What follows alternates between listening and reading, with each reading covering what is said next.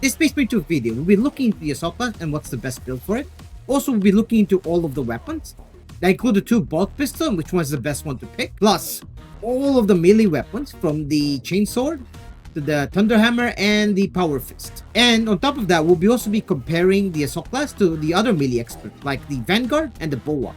Since I have leveled up all of the classes already to level 25 and I've experienced all of them, I think I can give my best opinion about which one is the best melee class and which one is not the best melee class, and also how to play the assault properly.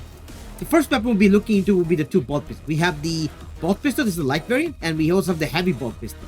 This will be the most important thing for the assault class. The reason why is simply because of the perks. The perks armored reinforcement is your main ability to survive, since the assault class doesn't have any other perks or talents to get this health back. Compared to like the Bulwark and the Vanguard, both of those classes, they have a way to get their health back in melee combat, while the Assault has no other way except to get their armor. And that's why the armor reinforcement is the only way for you to survive longer in a melee combat. And you're going to be taking 2 of this perk, the armor reinforcement and also the auxiliary arsenal. This will increase your secondary weapon like the bolt pistol and the heavy bolt pistol. And for the bolt pistol, I will always pick the one with the highest DPS. That will be the Opinion Liberation for the light bolt pistol. And for the heavy one is also the Opinion Liberation. Because you can see this is 11 damage. The other one is 10 damage. And for perk wise, you have 2 choices here. Actually, I believe the light bolt pistol has more DPS for headshot damage for counter attack. And the reason why is because of this. Elite Hunter, after killing major level enemy with melee weapon, headshot deals 50% more damage. And compared to like the heavy bolt pistol, you have this one. After killing major level enemy with melee weapon, you deal 25 more damage for 5 seconds. So this one has more more like bolt pistol damage for your range after you kill a major enemy. While this one has lesser one, but it has other perks like perpetual penetration. This will make it where you can hit 2 or 3 targets at once. Because imagine there's like a trash mobs together. You hit one, the other one will also get hit. So this will make the bolt pistol actual bolt pistol. Because if you don't know, the game Space Marine 2, the bolt guns are not working properly. Because you're supposed to have a natural AoE on them. Because you're firing explosive rounds. With this, it will give you that ability, like the feeling of it. And for the perk wise, you just go like this. This is all about DPS and damage and getting the headshot damage. Headshot damage is gonna be the most important thing for your gun. And there's also a unique thing about the heavy bolt pistol is this. When your health below is 30, headshot deals 25 more damage. The closer you are to death, the more damage you do. Same thing for the light bolt pistol. You just take this. It's all about headshot damage. Because headshot damage is gonna be your main way to get your armor back. And also this, after gun strike recoil is reduced by 35 for 5 seconds. Again, in my opinion, if you want to pick the counter bolt pistol, it's going to be the light. But if you just want to be taking on spam of words, it's going to be the heavy bolt pistol because of this. Moving to the melee weapons, we have 3 options. We have the chainsword, thunderhammer, and the power fist. And for the chainsword, I will recommend the fencing. So it's the equivalent, the dedication. The reason why is simply because fencing is the ability for you to counter attack and eliminate targets that are attacking you. Example, if you have a trash mob attacking you, if they jump on you, the moment you do the fencing maneuver, that's blocking at the right time, you will counter attack them and eliminate them. While blocking will just block them, and balancing, there's a chance either you'll be parrying or blocking. So that's why you always want to take fencing more, so you can counter attack. And for perk wise, just pick this one. First is the Perpetual Strength, melee damage increased by 5. Heavy attack, restore 100% more contested health. Apply following attack, quick front kick, shoulder, and bash and stuff. So this is the main way to play the chainsword is simply, you have a lot of stomps and all dash, front kicks, and all those moves available. So this is a good perk to have. It's not like you're gonna always get your health back, because there's so many enemies sometimes. They're just gonna hit you. That's why you have to rely more on your armor. And the other one is all about damage. Melee damage increased by 5. Melee damage increased by 5. And light combo length increased from 4 to 5. And you take 2 of this. Simply, this is increase your damage to Chaos and Tyranid. Because you cannot be bothered to switch your perks over and over in each combat. It is a bad thing about this game. You don't have a preset. where you can say this chainsword is meant for my chaos and this chainsword is made for Tyranid. We don't have that in the game yet. So maybe the future update we can like separate this together, but now no. And other one is the Minor's Slayer. Melee damage against Minor's level enemy increased by 20%. This is like your trash mobs. And the last one is switch point, full throttle, hold attack button, prepare attack damage increased by 100% per second. So this is like if you hold your right mouse button, if you're like a mouse player, I don't know which one is your console. So you do like a charge attack, and if you hold it long enough, you do more damage. This is kind of useless because the moment you try to hold down and you stay still for a second, you just can get overwhelmed and take a lot of damage. In my opinion, this is a bad one, but you don't have a choice. Like, there's no other option. Now, moving to the Thunder Hammer. The Thunder Hammer, same thing. You want to take the fencing one because the fencing is the best option to have. And for perk-wise, just take these perks. So for the Thunder Hammer, we have Perpetual Strength, melee damage increased by 5. We have Fast Preparation, Aftershock Preparation time reduced by 30%. So this is your charge attack. Melee damage increased by 5, melee damage increased by 5, and melee damage against extremist level enemy increased by 50. So this is like your big bosses. And then we also have Aftershock Ground Slam, restore 100% more contest health. That's useful to have in emergency. When you have full armor, melee damage increased by 10. This is kind of useful and kind of useless at the same time, because majority of the time, the first beginning of the game, you will have your armor complete, right? But after little combat, you're gonna start losing your armor, so it becomes kind of useless. Unless you can do a gun strike over and over from the assault build. And then melee damage increased by 5, and then kill 10 enemy rapid succession with light combo. You're gonna lose control upon taking heavy hit. You cannot be knocked back 5 seconds. Hold on stand. This is kind of important if you're like dealing with trash mobs. Kill multiple trash mobs together. I'm sure in the future we're gonna have more Tyranid Zerg waves or more chaos like Beastman waves that are coming at us, because they promise in the higher difficulty they're planning to have more waves of enemies. So this is gonna be essential in the future for a perk. It's essential now. There's like times where you have like a lot of mobs coming at you. And the other one is Aftershock gain additional spin. So this is where you do your charge attack. It will actually do an extra spin, so extra move. And then build damage against Minor's level enemy increased by 20. So this is like your trash mobs. So that's all the perks I recommend. And the next one is the Power Fist. For the Power Fist, we have 3 variants. We have the Agramant Gift, and again, it's always going to be fencing. So the Power Fist is an interesting weapon to have. Like, it's one of those weapons in the game where it's bad, at the same time it can be really good. They did increase the damage of the Power Fist, the charge attacks. So majority of the time, if you really want to like do damage, it's going to be your charge attack abilities. But there are a lot of issues to the Power Fist. Like, the preparation time can lead you to your death sometimes.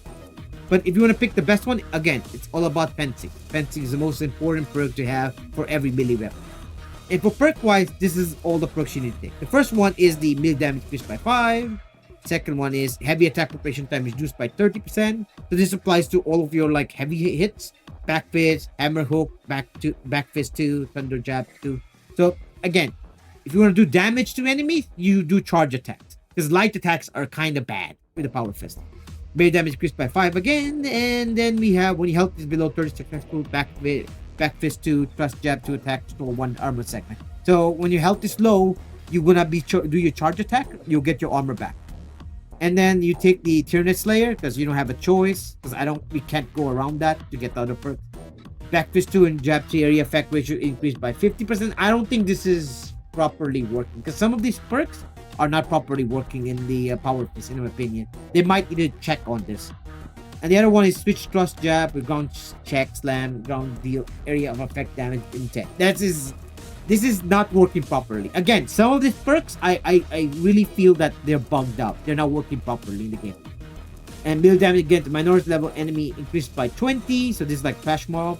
And the final one is Cannon Punch, deals 50% more damage.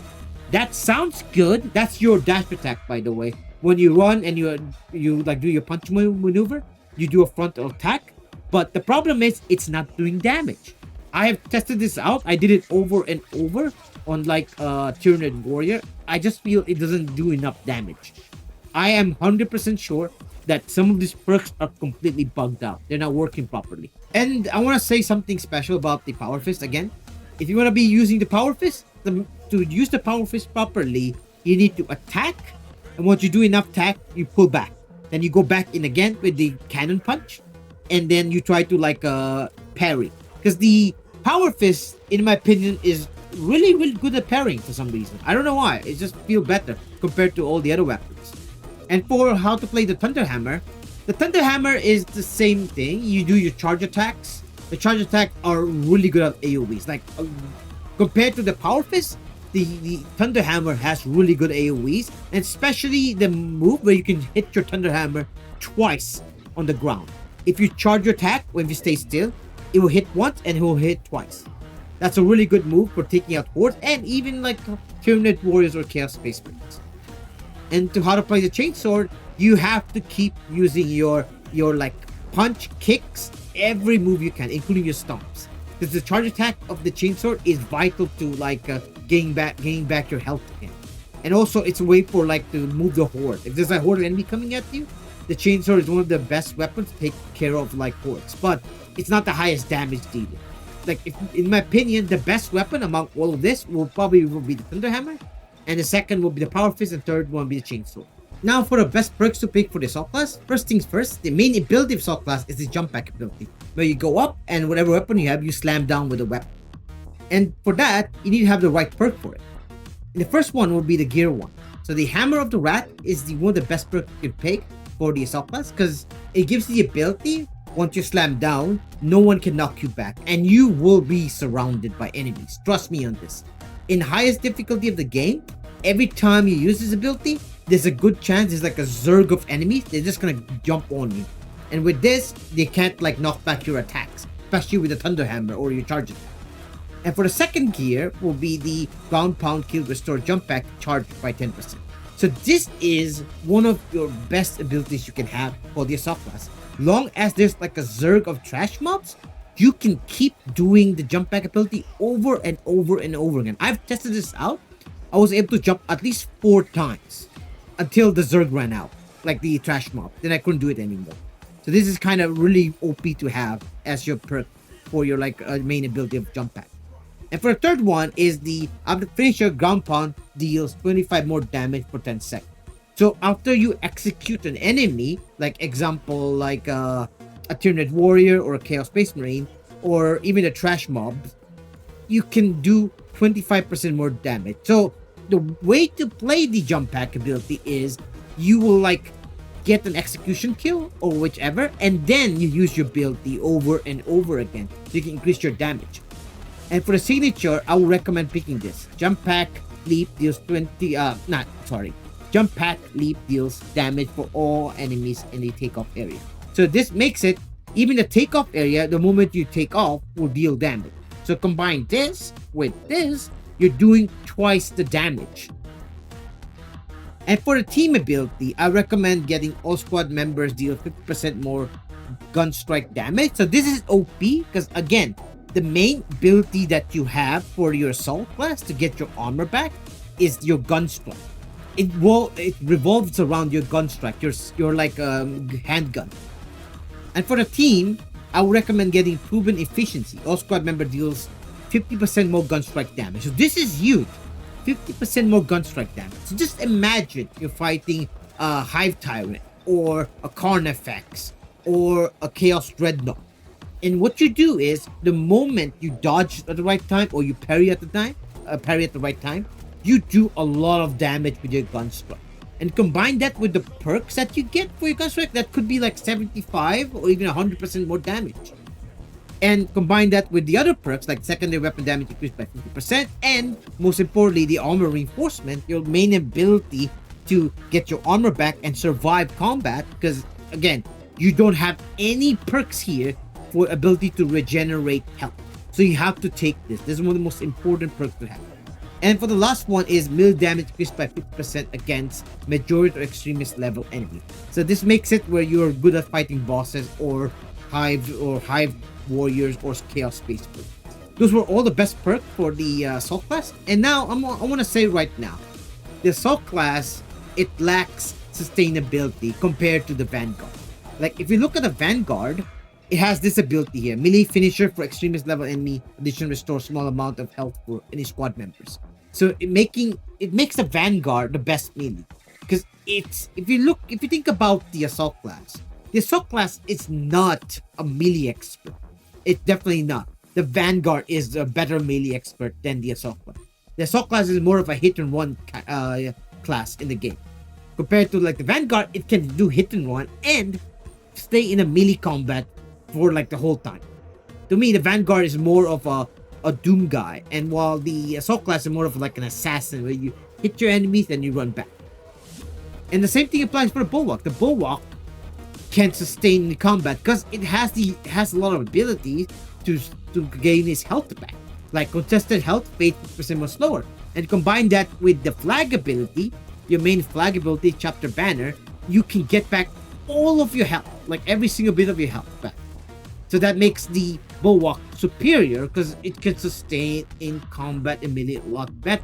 That's why, in my opinion, the Assault class, it might be the weakest class in Space Marine 2, but it's still fun. It's still fun as long as you know how to use it properly.